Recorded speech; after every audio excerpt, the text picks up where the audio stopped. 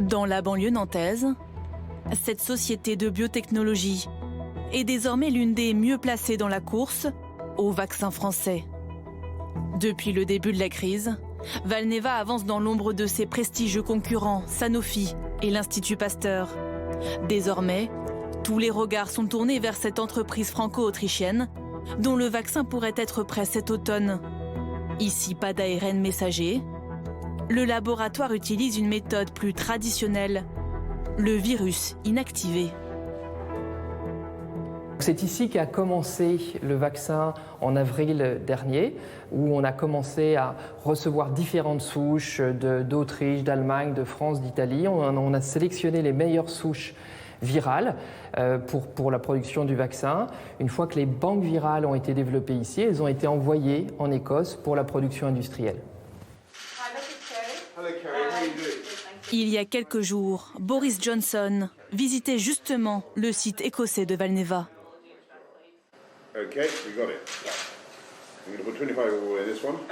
C'est ici que le produit actif du vaccin sera fabriqué. Et si le Premier ministre du Royaume-Uni est si fier de jouer au laborantin, c'est parce qu'il a été le premier à miser sur l'entreprise française. Dès le début des recherches, le gouvernement britannique a financé ses essais cliniques, la construction d'un nouveau bâtiment sur le site écossais et le recrutement de 300 personnes.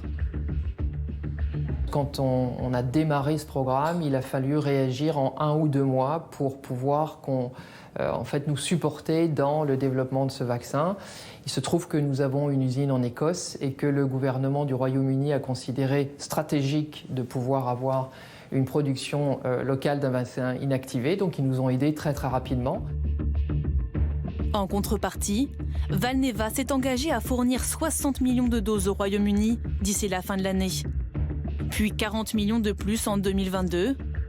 Le gouvernement s'est même avancé avec une option sur 90 millions de doses supplémentaires entre 2023 et 2025, soit un total d'1,4 milliard d'euros. Comme nous l'avons toujours fait, nous avons investi tôt dans le vaccin de Valneva, en prenant des risques, avant même d'avoir la garantie qu'il fonctionnerait. Parce que nous avons toujours eu la même stratégie, ne jamais regretter de soutenir la recherche de vaccins. Une prise de risque qui vaudra aux habitants du Royaume-Uni d'être les premiers servis.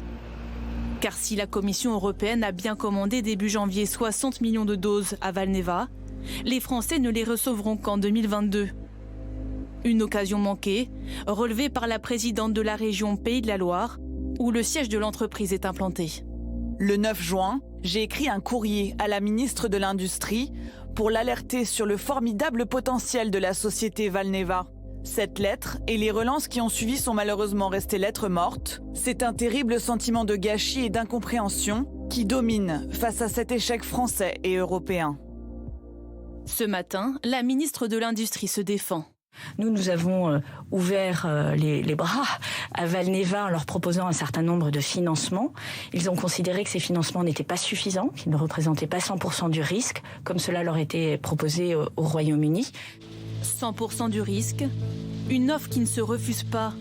Car si jamais le vaccin n'aboutissait pas, le laboratoire n'aurait rien à rembourser. Le risque du pari est exclusivement pris en charge par le gouvernement britannique. Confiant, le laboratoire a déjà commencé la production, alors que les résultats définitifs des essais cliniques ne seront pas connus avant cet été.